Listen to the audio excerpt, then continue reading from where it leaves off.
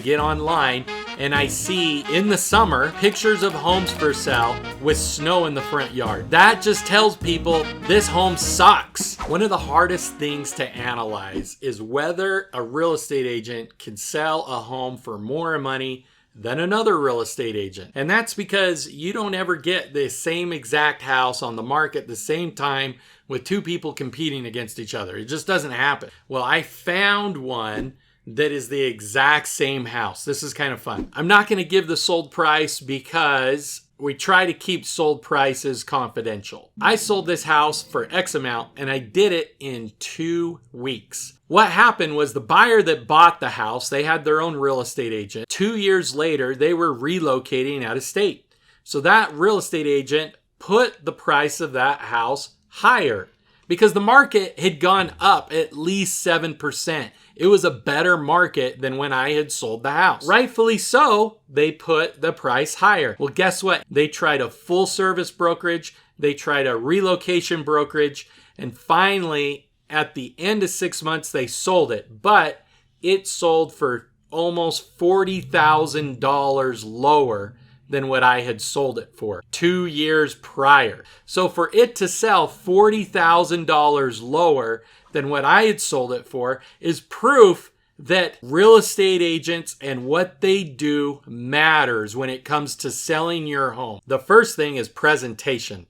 We have to make sure that your home presents well. We have to make sure the marketing presents well. I can't tell you how many times I get online and I see in the summer pictures of homes for sale with snow in the front yard. It's the summer. It isn't winter. That just tells people this home sucks because it's been on the market since it snowed. So some of the things we pay attention to is if we have a listing for sale is we'll do new pictures the moment snow melts. Little things like that. The other thing we pay attention to is availability.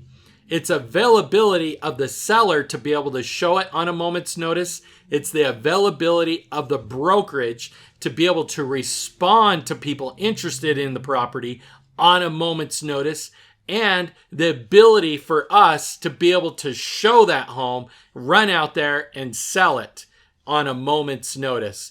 Many times people will try to set appointments for tomorrow.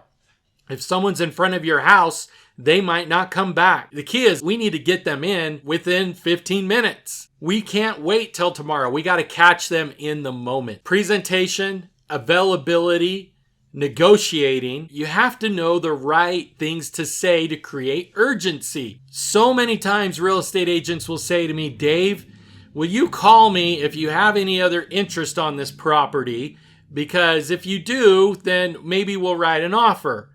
Well, the problem with that is you're giving people permission to go house hunt.